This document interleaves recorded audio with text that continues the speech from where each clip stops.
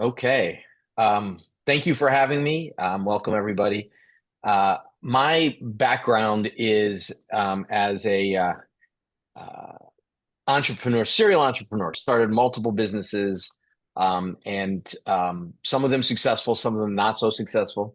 And I will say that uh, talking to a crowd of folks who are interested, or either doing startups or interested in startups is speaking to my heart because I've started enough businesses, know the pain and the euphoria of a startup, and the challenges and everything that are involved in that are things that I think unite entrepreneurs. Right? It's that thrill, but it's also sort of living on the edge. And all the things you learn as you go through it. I mean, my biggest learning was not any of my successes, and I've had some good successes. Mine was the worst catastrophic blow up of a startup that should have been a culmination and was just a nightmare.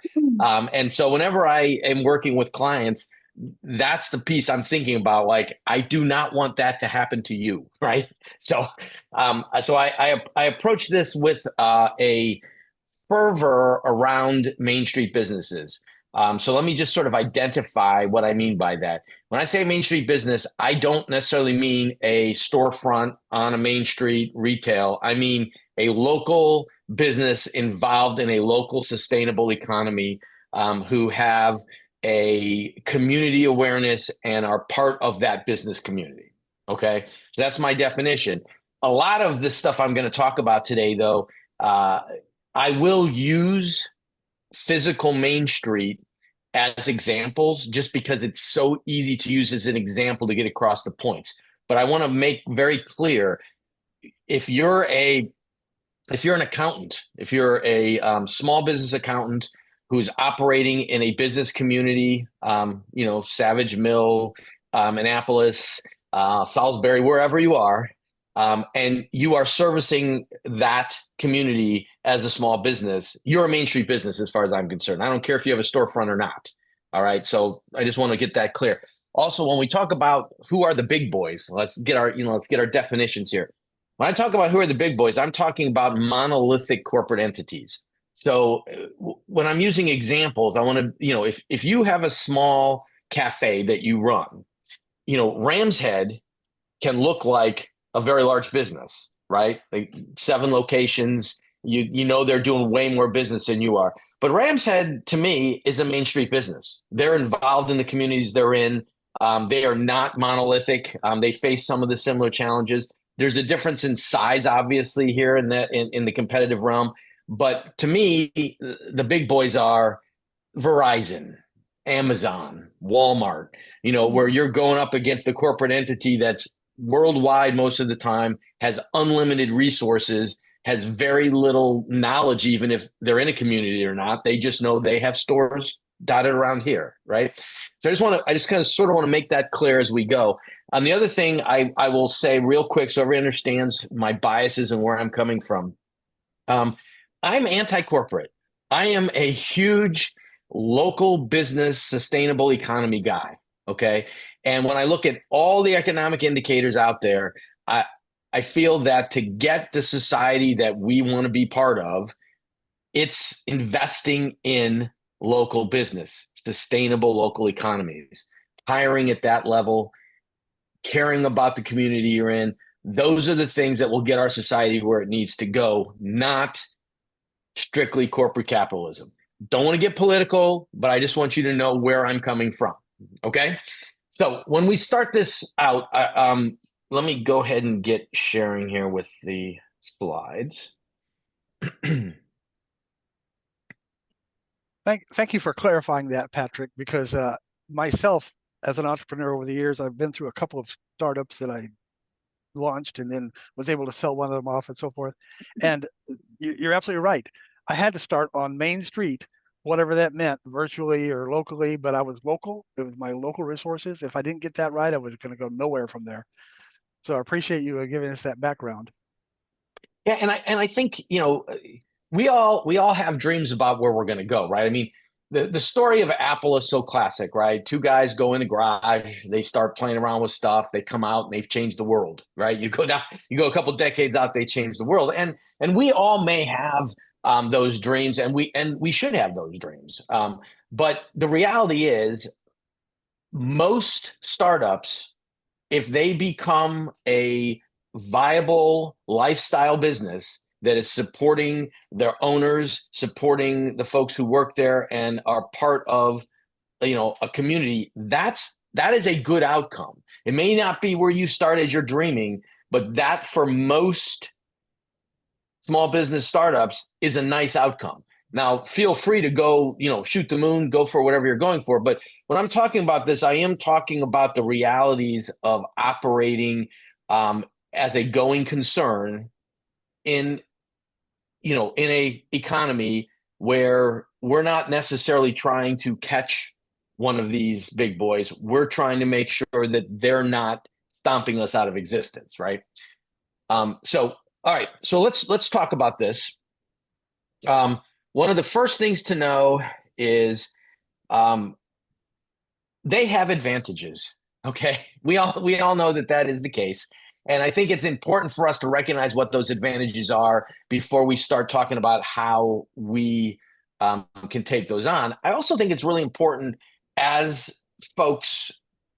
Some of you probably are actual startups. Some of you may already be established, but if you're in a startup, you spend a lot of time worrying about certain things. You worry about how much capital you have. You put together a plan. You want to benchmark to that plan. You're worried about time. You're worried about getting it up. Get enough income coming in. You're worried about a lot of things. I don't know that many small business startups, though, that when they start actually take into account, are they going up against monolithic competition or not? Right? We have an idea. We have a concept. We're in it. We're working in it, not necessarily looking out at the broad landscape. And we may not actually take this into account. And I think it's something to take into account. There are plenty of small businesses who opening up will know they are competing directly with Amazon or with McDonald's or whatever that is. So it's an opportunity to put that into your plans and know what you're going to do to compete there. So the advantages that these guys have, it's sometimes it can be overwhelming to think about this. And Amazon, I think, was one of the most interesting ones because, they started out dominating because of convenience, right? Then they expanded what they were offering, and then pretty soon they were almost a insurmountable distribution network. And so as they've become big in each area, that's led to big in another area, and they become monolithic, as we say. So there's a ton of advantages, and you got to be aware. And so let's look at what some of those are. First one is, I think, the obvious one is marketing reach, right? That the ability to put their brand and themselves in front of people everywhere, right? Just instantly everywhere. And the amount of capital they have to spend on doing that. So, you can go anywhere in this country, walk into a grocery store, and there's going to be some brands that you recognize and everybody recognizes. And if you're a small, farm to market sort of producer and you have to compete there, it's going to be very difficult. Everybody knows who that is. And their placement is so impressive. If you go to any movie today and in that movie somebody opens up a computer, it's an Apple, right? So Apple's made sure that even in our leisure entertainment, they're making sure that they're there. And it always, when I think about that, it always brings, I don't know how many of you ever saw the movie The Truman Show with Jim Carrey or not. It's an interesting movie, but one of my favorite parts in that movie is there's a set of twins in the movie whose only job is whenever they can to try to get Jim Carrey standing in front of a product placement. And then they have to have a conversation with him so that product placement can stay there for a long period of time, right? And that's their goal. And there's some funny gags around it that are pretty interesting, but it is indicative of how this works. And we unwittingly become a huge part of that. You see the Honda guy down here, and you notice he's got all the Honda stuff, but he's wearing a Honda hat and he's wearing a Honda sweatshirt. And how often do you go out and wear the advertising for the brands that you've happened to come across, whether it's a professional sports team, whether it's like Patagonia, whatever it is, maybe you're not unwillingly, like I purposely wear my Patagonia stuff, but some folks they're not even aware they're a walking billboard advertisement for these large scale companies. So that marketing reach is huge. That the marketing dollars are huge. It's really tough to go up against something like that. And then, of course, the one that we all know is the economies of scale, right? The idea that if you're Walmart, if you're Amazon, if you're any of these folks, you can buy goods at prices that we can't even get close to. And those prices are so good that it's actually cheaper for these companies to warehouse stuff and ship it across the country and still undersell you in your inventory. And when you see that kind of economy of scale, you recognize that's if you're going to compete on their game board, that's going to be hard to win that fight, right? And then distribution and reach. I mean, the idea right now that I can sign on to Amazon right now, see something I want, click it, and there's a very good chance it'll show up on my doorstep tomorrow. Okay, that is a distribution and reach advantage that's crazy, right? And we've all heard the rumors that Amazon's got a drone army that they're planning on. When you order it, the drone leaves the warehouse and will show up on your doorstep an hour later. Hasn't come to pass yet, but I wouldn't put it past them, right? So that distribution and reach, huge advantage. And then the convenience piece. Obviously, we just talked about the convenience of I don't have to go outside my house, right? I don't have to do a bunch of searches online to find a distributor or something. If I go directly to Amazon, everything I want is there and it'll be here tomorrow. That's a massive convenience. But we can even look at that convenience in our everyday existence. If we're, it was the holidays recently, if we're traveling across the country to go visit somebody for the holidays, as we're driving down the highway, we're going to get hungry, right? And we're going to say, okay, well, we want to stop to get something to eat. Now, as we're driving along, every third exit is a McDonald's, right? If you're at an exit where there's not a McDonald's, there's a Subway, there's a Starbucks, maybe a Wendy's, maybe a Burger King. If you prefer Burger King over McDonald's, you wait one exit, there it is, right? So that level of convenience, is huge, and it's sort of purposeful because it's not just the convenience. They're right there, right off the exit. I mean, probably not even a half mile off the exit. There's their parking lot. There they are. But here's the other thing about this convenience thing. You could, as somebody like me who's like, I want to support the local businesses, local economy. That's all I'm about. I could get off of that exit, and instead of stopping right there and getting one of those, I could say, I'm going to actually drive the 1.5 miles or 2 miles down the road a little to go into whatever that town's little downtown is. And I can find myself a locally owned cafe, stop, eat there, get back on the road. Maybe it's going to add a half hour to my trip, but I could make that decision. But here's all the things that we all know we do. Number one, we're traveling across country. It's probably, 4, 5, 6, 7, 8 hour drive. I don't want to add a half hour to it, right? And I'm a little worried. If I drive into town, what happens when I get there and there's no open restaurants, or I do find one and the food's horrible, or is it safe, or any of these unknowns that go in our head. When we pull off here and go to McDonald's, we know exactly what we're getting. Exactly. Doesn't matter what McDonald's it is. You go into a McDonald's, yes, there are some distinctions. I've been in McDonald's that are dirty, right? And I know that, they're not doing a good job making sure everything's clean. They're messy, they're whatever. But the food is always exactly what you know. So there is no worry about what you're going to get, right? And convenience, there's a drive-through. I mean, you're probably not even getting out of the car. So this is, in our current society, convenience is a huge benefit that people take advantage of all the time, right? All right. So as we're saying this, and by the way, there are far more, but I just want to start to give a taste of, what you're up against, right? But let me go back here. See that little picture with the Taco Bell there and the street there. When you get off the highway, that's usually kind of the look that's there, right? And when you go to the strip in whatever town you're in that has all of these um, uh, types of businesses, that's the look, right? But when you go to Main Street, that's the look.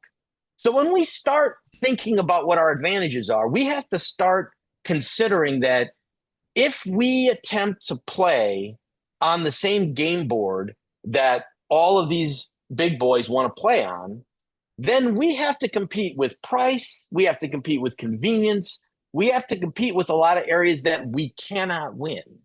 So our goal should be to put this competition onto our game board. And that means we got to recognize what advantages do we actually have. And if you compare this picture to that picture I just showed you of the Taco Bell, where would you rather shop, right? Where would you rather be? What's going to leave an impression with you?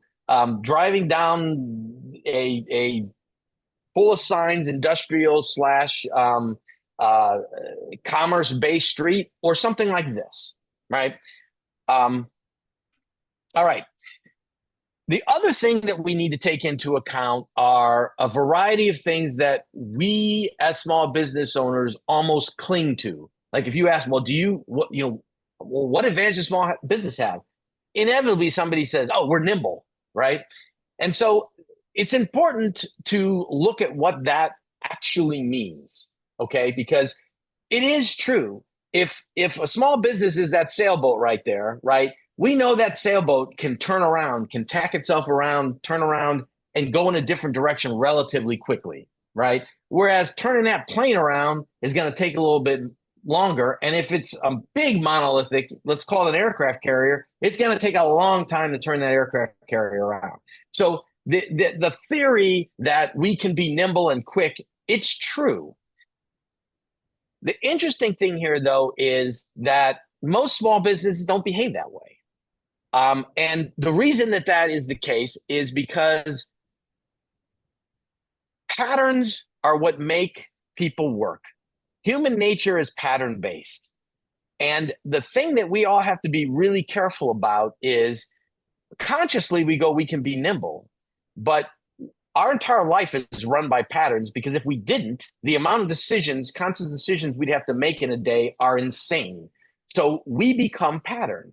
And when I deal with business owners a lot, I find that they are stuck in their approach. They are stuck in their ways a lot. And so, though this is a conceptual thing that they're nimble, they could be nimble, they're not nimble. And I think one of the best examples of this is our favorite thing that happens to all of us at some point.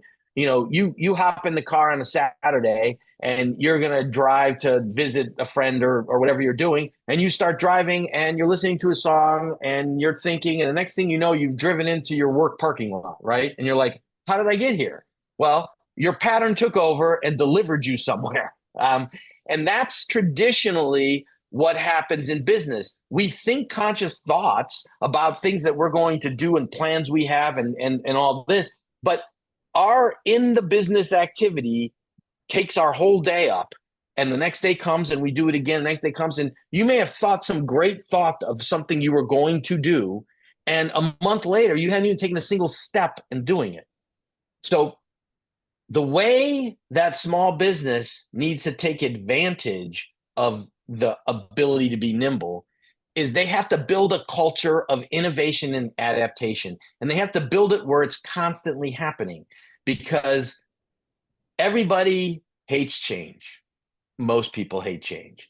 So if you've built a culture of this, your employees are used to change, your customers are used to change, you're used to change. Okay, change becomes the pattern, and that allows you to actually be nimble. Okay. All right. Let's keep moving here. And then here's some examples of how this nimbleness could work, right? if let's just play retail here. We're a retail store, and we're competing against Walmart, and we're looking at our impulse buy area, right? So what do we have up by the cash register? What do we have, when you walk in the door? What are those impulse buys? Now, for Walmart or Target or any of those, setting up impulse buys is a process. There's research, there's pricing, there's stocking, there's distribution, there's marketing, there's planning, there's testing, there's a whole lot of stuff that has to happen. And once it goes out into the system, it's in stores all over the place in the system.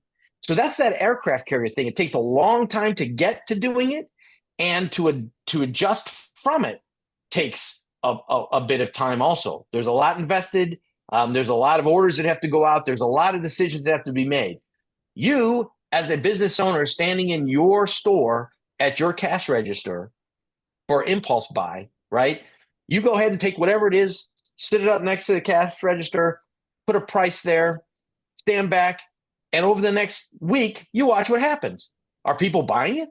Are they not? If they're not, do you put them on sale? Do you move to another side of the store? Do you throw them underneath the counter and put some other impulse item up there? Your ability to get real-time data, react to it, make moves, test things, try things, it can be almost as instantaneous as you want it to be with real data in real time. That's true nimbleness. Now, I want to be clear that I don't want to be like rose-colored glasses here, Pollyannic. These things do cost money, and you don't have unlimited money. So it's not like you've got 56 different impulse items that you've purchased and stocked under your counter and can throw things up there. So there are limits, but your speed and your ability to test before you put a lot of capital or time in, it's high. And if utilized well, this is an advantage for small business, especially when interacting with their marketplace, their consumers, their prospects. What do people really want? What's working here? Okay. All right. Why you need to stop hesitating. Okay. So here's the thing about being nimble. We can be as entrepreneurial as we want to be, and as nimble in our thought process about what we're willing to try, what we're willing to do, what we're thinking about doing. Where we get stuck a lot is, as a small business, we're worried that one mistake is going to be it, right? That's going to be too dangerous to invest, too dangerous to try that. So we keep doing the same thing. Here's the thing, though. As I said before, the large monolithic companies, before they do anything, there is a bunch of time being spent planning, researching, etc. If you stop the speed to take that same amount of time yourself to plan and research and get it perfect before you do something, okay, you're not taking advantage of the fact that you've got speed on your side, okay? And we tend, as small business owners, to overanalyze, overplan, overperfect, be over fearful of trying things, of going into places, of going ahead and doing this. And here's why it's so important that we move. Because we have the unique ability to adapt quickly too, not just put something out, but as real-time information is coming in, we can adapt it. We can change our message. We can do this. We can do that. When we're competing with the big boys, they can't do that fast. Now, there's a lot of tools out there right now that make you think otherwise, right? You've got all the AI, you've got all the analytics, you've got all this data consumption, big data that big companies can do a lot more with. And that's very powerful, and it does a lot. But even though it may compute instantaneously, the decision-making processes within these companies is still a slowdown. They do not take advantage of that as fast as they could. And you can move a lot quicker if you choose to be in that mindset. And you can learn your lessons and adapt very quickly. Stop hesitating. Stop over planning. You have to launch and try. Okay.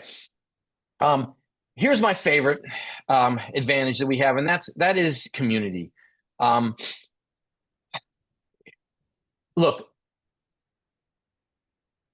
if a community starts to fail, and there's a Nordstrom's in that community, the Nordstrom's tracks its sales and all, and at some point it says, this community doesn't have the demographic to support us at the levels we need. We're out of here, right? Now, if you're a small business on Main Street and that starts to happen in the community, you're going out of business. You're done, right? And we know that a rising tide floats all boats, right? And so in small business local economies, I may be a restaurant and I may have local competition with other restaurants, but guess what? I'm more allied with that competition than I am in competition with them.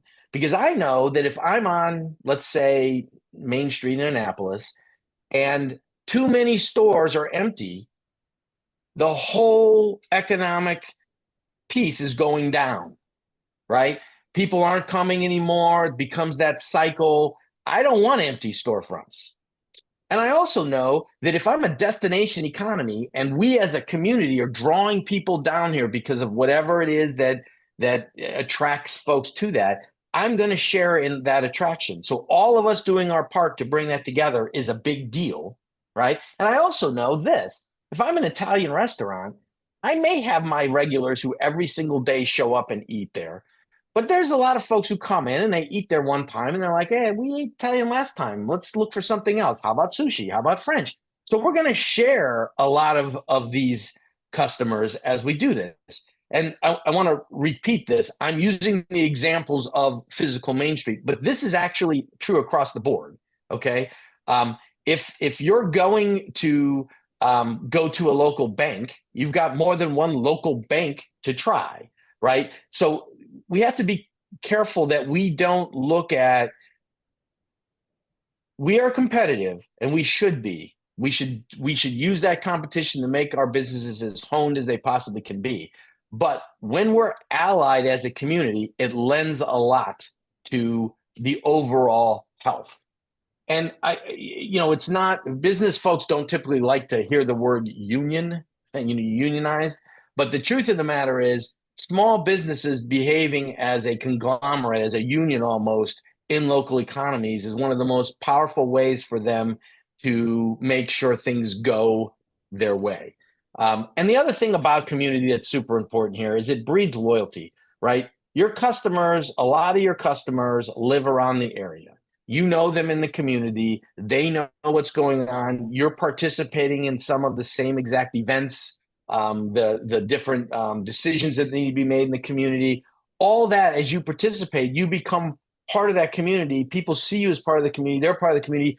The loyalty to the community transcends a lot of times a corporate entity somewhere that's convenient, but they don't care about us, and they don't. All right. And then the final piece is culture. Remember, if we're destination economies, if part of what we're doing is attracting people to live in, or attracting people to visit, or attracting people to shop, or whatever it is we're doing in this community, we're putting out a very specific culture and vibe. I was struck when I went to Charleston, South Carolina, about how similar in feel it felt to me as Annapolis. There just was a lot that was very similar. But if you go to Charleston, South Carolina, it's very different than Annapolis too, right? It has its own history. It has its own look. It has its own everything. So every one of these destination economies is unique in some way, is presenting some particular culture. It's been said that you could drop somebody, you could drop somebody blindfolded and all anywhere in this country on a highway, on a business highway, take off their mask, and they look around and they would have no way of distinguishing where they were, because all the same stores, same signs, same look, everything are there. But if you did that same experiment in a historic downtown, they would be able to probably begin to figure out where they were, right? So that should never be underemphasized. Okay, so here we see that look and feel of that community, the destination economics piece here. All of these are different places and all of them have different feels, right? All right.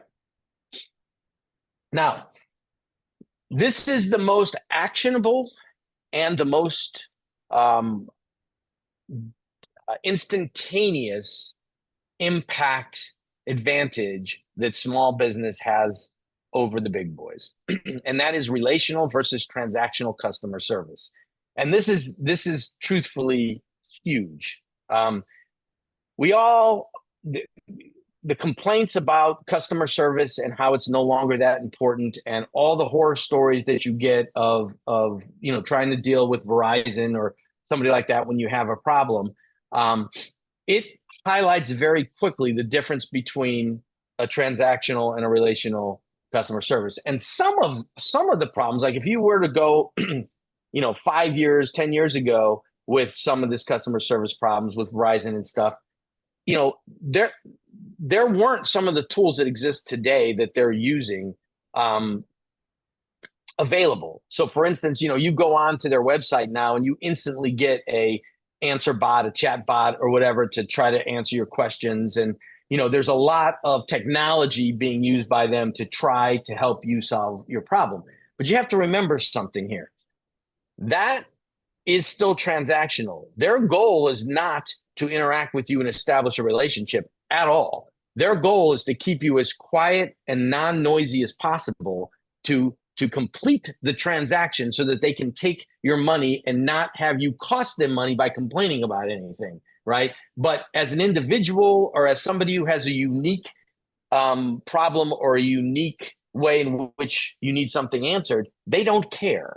You're actually a cost to them then, right? But that impersonal bureaucracy piece is easily combated in a small business, right? Every single interaction, if it is part of your culture, is part of how you build, how you deal with your clients, every single interaction is the antithesis of that. This is where we will go of what outside of what you expect to solve your problem, to help. And I want to tell a story here to show exactly how powerful this is. I'm going to tell you the bad story and I'm going to tell you the good story. So I'll tell you the bad story first. And the bad story is this. So I was an AT&T customer for many, many, many, many years. And I hate AT&T, just so we're very clear. And their service is horrible. And it was just a nightmare. And half the time you couldn't get signal and all that. But I finally broke down because, people are creatures of pattern, which I said. So the idea that I have to go and change my service was overwhelming and I never did. I finally got so sick of it, I said, I'm going to change. So I polled a whole bunch of people. And by the way, I live on the Eastern Shore. So there's, the signal is different and all. So I'm like, okay, what's the best? So they say Verizon. Say, Verizon's the best signal. Say, okay. So I decide I'm going to do Verizon. So I take my whole family. We go to what we think is a Verizon store over here on the Eastern Shore. We go in, we switch our phones, we sign up for plans. They show us all this stuff we're going to get. We're going to get a rebate. We're going to get this. We're going to get that. We're going to get all this stuff. And so this is great. We're signing. We're doing this. We're doing that. Next thing I know, I've switched to Verizon. Now, switch to Verizon. The cost that they told me it was going to cost a month, all of a sudden when I'm getting the bills, it's like $35 more than what they said. And I'm trying to go through the bill to figure out what the heck this is, and I can't. So I'm asking, I'm complaining, I'm doing whatever, I'm getting nowhere. Also, all the various rebates and everything else I was supposed to get, none of them happen. They're not happening. So I'm like, well, this is crazy. So I contact Verizon, and Verizon says, oh, where'd you get that? And I say, oh, here's the store. And they go, oh, well, that's not actually a Verizon store. That's a Verizon authorized dealer. We don't have any control over anything they do. And I'm like, but it has a big Verizon sign. It's got your logo. It says Verizon store. How do I know that? And they go, well, we're really sorry, but those are individually owned um, uh, authorized dealers, and we have no authority over them. I'm like, well, they just set me up. And long story short, I ended up complaining enough that I ended up speaking to a woman who was relatively high up in Verizon, and she said, "Hey, I just want you to know we're actually a really good company. We really are. I mean, I feel a lot of the ways you feel and so on, blah, blah, blah.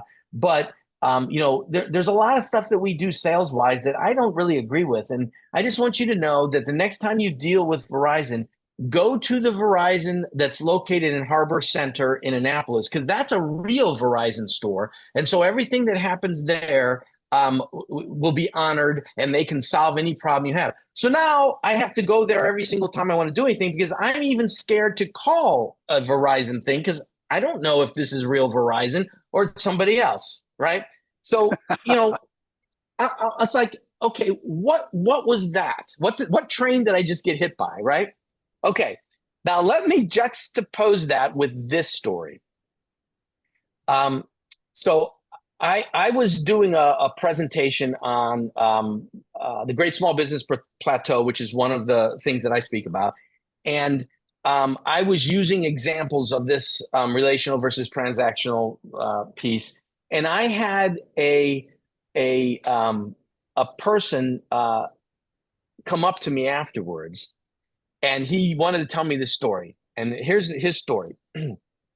He said that a few years back, his sister was having some anniversary of some sort. It was a significant anniversary and meant a lot. He wanted to do something really special for her. Like, he really needed to impress her and show her how much he cared, whatever. And he had this idea that when they were growing up in the house they were growing up with, there was this one piece of furniture that was like an antique piece of furniture that had some meaning for them. And he wanted to find that same piece of furniture, and he wanted to give it to his sister, right? So he starts looking, and he does what we all do. He goes online and he starts searching for furniture and antiques and all this kind of stuff. And he's not finding anything, and he's not getting any answers. So he starts to go sort of antique shopping. He actually goes out to the antique stores, and he's going around. He's doing all this kind of stuff, and he's not getting anywhere. He's getting absolutely nowhere. And then he's driving through his town, and there's this little boutique store that's like a gift store. It's got some antiques, it's got some other stuff, and he's there. So he's like, you know what? I'm just gonna go in and see. It doesn't look like there's that many antiques, but who knows? So he goes in the store, and he's walking through the store, and there's a woman behind the counter, and she says, can I help you? And he says, he goes, it doesn't look like you have what I'm looking for. I was just checking. She goes, well, what are you looking for? So he tells her the story, and she goes, well, I don't carry that type of antique very much or anything like that. And I probably wouldn't get something like that in there, but I deal with a lot of the antique buyers and the antique auctioners and all that sort of stuff all the time. If you want, write down your name and number and a description of this, and I'll see if, any of them have seen anything like that, or if I come across it. So he says, what's the harm? He does that, hands her the slip. By the way, she turns out to be the owner of the store, right? And so he says his goodbyes, and he never expects to hear anything about this again. Drives off. About a week and a half later, he's got to make a decision now. And he's like, I'm not going to find this thing. I need to start looking for a different gift, right? And the phone rings. He picks it up. It's the owner of that store. She goes, remember he came in my store? Blah, blah. He goes, yeah. She goes, hey, I was just talking to a guy who was at an auction. He thinks he saw your piece. He took down the name and number of the people who won the piece in auction. They have a store up in Pennsylvania. Would you like that number? And he's like, yeah, I'd love that number. Thank you so much. Right? She's okay. Here it is. So he goes, okay, but what do you get out of this? And she goes, well, what do you mean? And he goes, well, how do you get paid? Do I owe you money? What will you get a put? She goes, no. I don't get anything from this. I just trying to help you out, all kind of stuff. So he's like, just like this, like when he's telling me the story, he's emotional. He's like so excited. He goes, so I go up there, I go to the people. It is the piece. I buy the piece. I give it to my sister. She's as blown away as you would ever expect. It's the greatest thing ever. And he goes, now, here's what I do. He goes, every time I have a gift to get, I go to that store and I desperately try to find something in that store that will solve my gift thing. Half the time it doesn't, but I want to give her business. And he goes, and I tell this story everywhere. I've told it on social media, every networking thing I go to, I've told it. He goes, I am a walking billboard for that woman's store. Okay. So if you don't believe this, you should. The ability of us to empathetically and affinity wise to connect to our customers, to hear what they're trying to do, to make an impression, to be relational, not transactional, is the ultimate antidote to all the impersonal, bureaucratic, convenient sales that there is. Okay? Definitely. All right. You just got through going through the very reasons that my most successful startup got launched and lasted even till this day. Even though I've sold it, the business keeps going into it and so forth. And that was all for the reasons you Yeah. just gave, including this one especially. And that our ability to listen to an individual customer is something large businesses do not listen to individual customers. They listen to aggregate blocks of customers. We can listen to every individual customer. All right. And then, that meaningful moment piece, I think that story is a good one, but I want to tell one other. My family supports the library systems a ton. My wife worked in the library. My daughter worked in the library. My son worked in the library. A couple of the Maryland library systems were clients of mine. We love the library.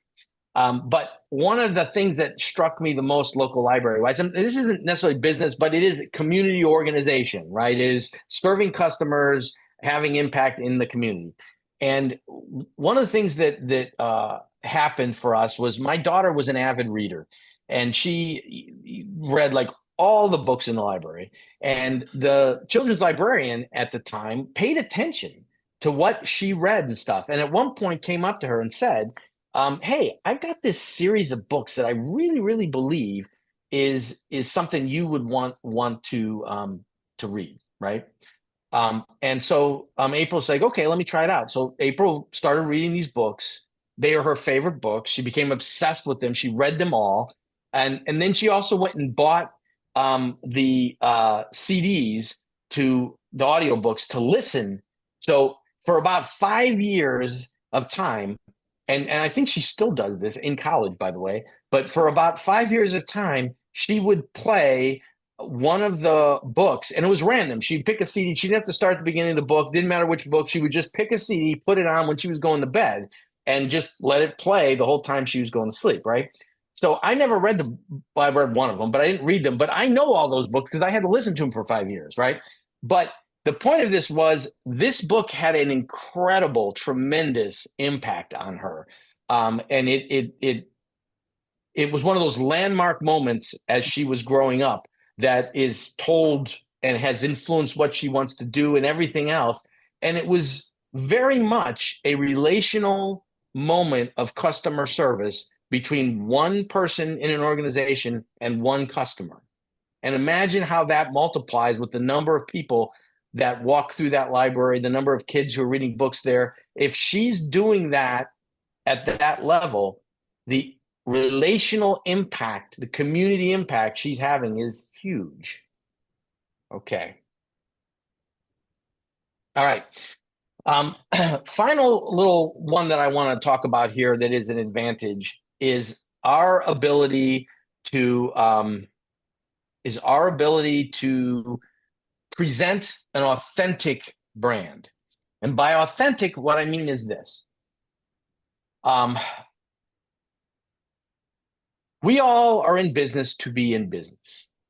Okay. And the purpose of business is to make money, right? You got to be profitable to stay in business. And that's why you're doing a business and you're not going and working for somebody else. You're attempting to create that economy for yourself, right? And one of the things, we may be doing what we do because we have that skill, right? And we may be doing what we do because the opportunity presented itself.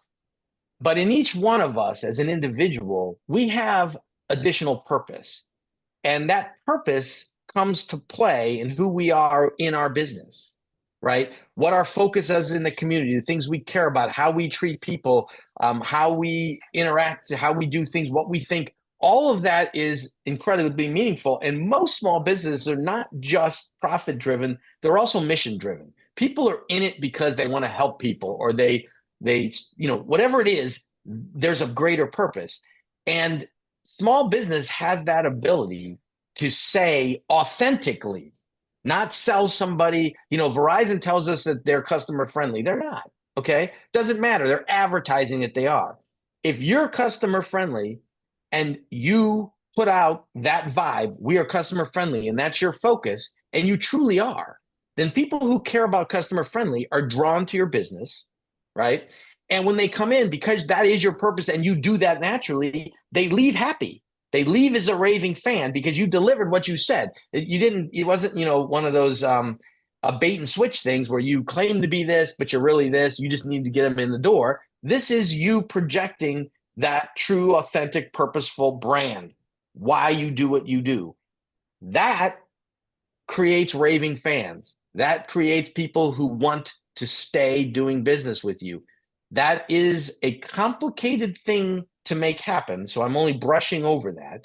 But it is something that small business has way more ability to make real than large business does.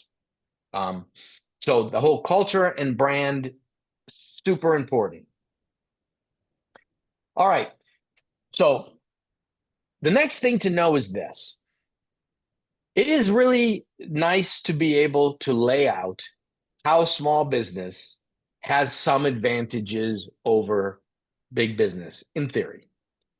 But the reality of this is we've got to also mitigate their advantages. Some of their advantages are really overpowering for certain industries, right? And so how do we do that? And the first thing I will tell you is this. I alluded to this at the beginning of this talk, and that was the idea that if we play on their game board, we're going to lose. So we have to make the game board that we're playing on. We make it aware. We need to make our customers aware of the game board, right? Because we need them to buy into our game board. And on our game board, we can't beat the big boys in their advantage areas, but we can at least lessen the impact of those areas. So let's look at a few of those. All right. So marketing reach. You are not in any way, shape, or form going to be able to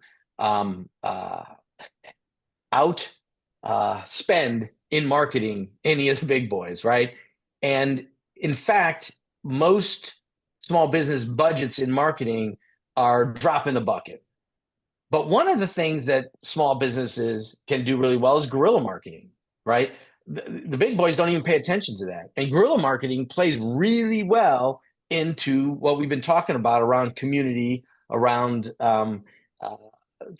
relational customer services on, right? This is where you sponsor the baseball team, the local kids baseball team. This is where you help plan the parade. This is where you use that community affiliation piece to market right where you need to market in a meaningful way. Okay. Here's one of the things that you see happen a lot. Okay. I'm involved in a lot of chambers, a lot of chamber boards, all that sort of thing. And if you go to any one of these chambers, and you look at their roster of chamber members, you're going to see any big company that's in that town is going to be on that roster. They're going to have spent their $2,000 or whatever it is to be a corporate member of that chamber. And they do that so they can come in, they can make sure that they're attached, they know what's going on. And they can also, in their minds, say that they're part of the business community. But as you go about working in that chamber, they're nowhere to be seen. They don't go to any of the events. They're not part of making things happen. They're rarely involved. They may want their name up there so that they are perceived to be part of the community, but they're not involved. And by the way, people know that. People know who it is that's getting the stuff done. The people, when they come and meet other people, that's who they begin to interact with. So if we switch this from sponsorship to involvement, we win. All right. Um, Economies of scale. This one's really difficult to mitigate, but there are a few things that can help. And one of those is, as I talked about before, the concept of more small businesses banded together have more purchasing power.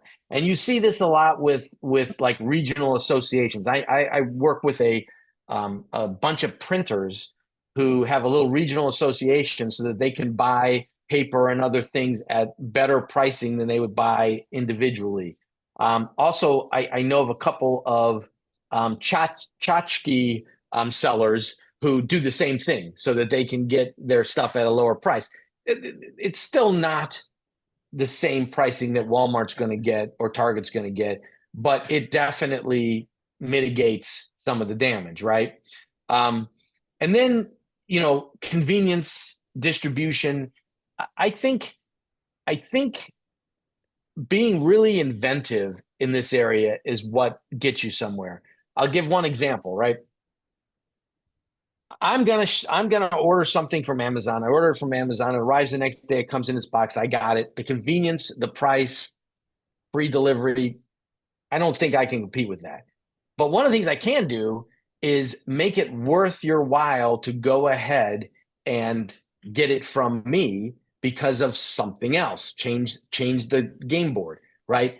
The package arrives, you open it up. I've done something really unique inside the packaging of that package, or there's some little gift in there. There's something that when I open it, I smile. I'm so happy that you did that for me. And I talk about it, right? And maybe it took 2 extra days to get it to me. I don't know that can be fixed, but the moment that I start experiencing that, I make a conscious decision. Do I need the convenience right now, or do I want that feeling that I get when I order from those people, or that service that I get, or whatever? So making that in some way unique, the experience of opening that up.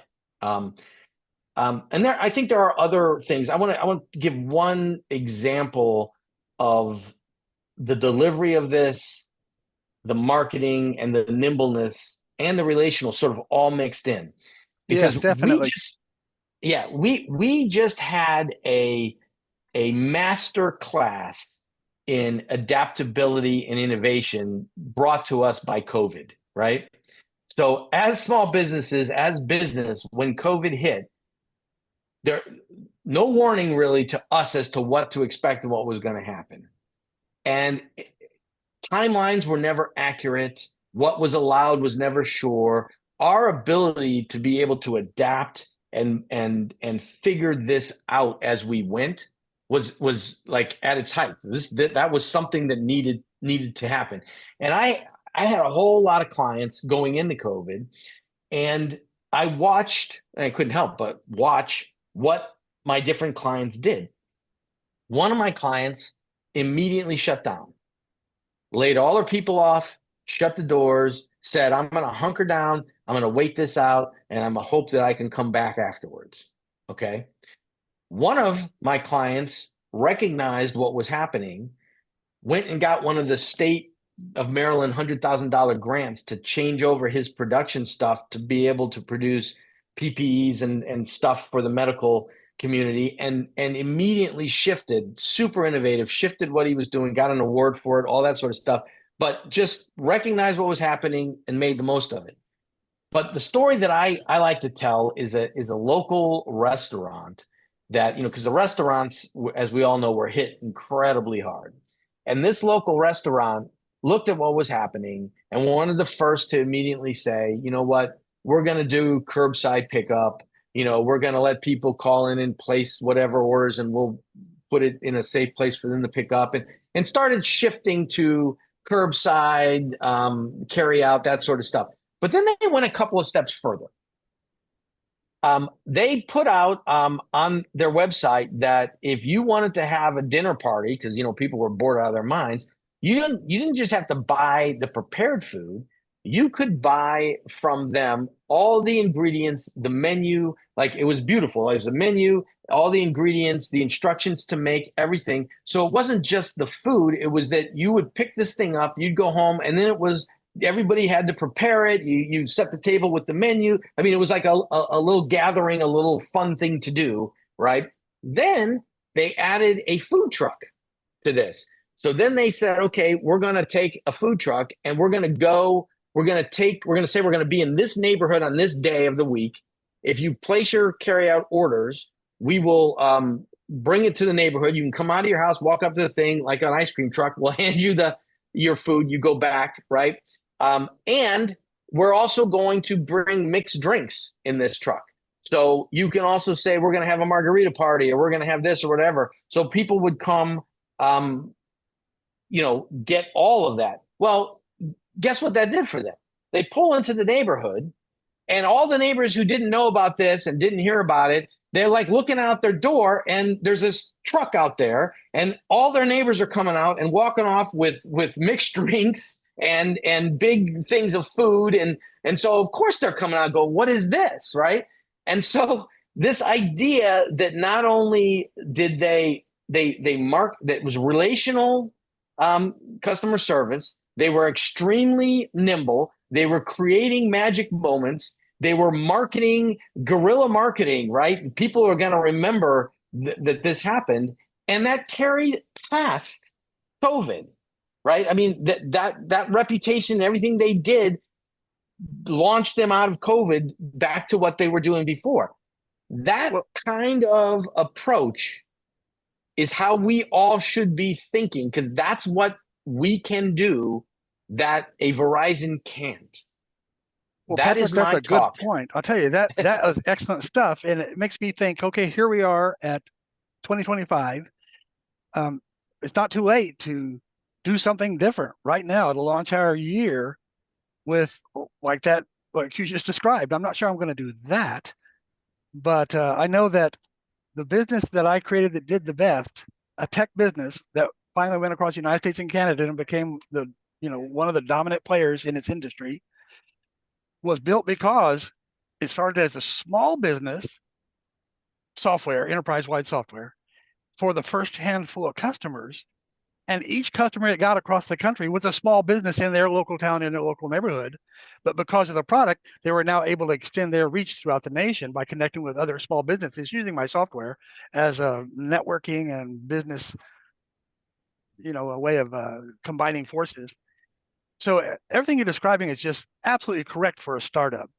I mean, how can you do customer discovery without the points you're making?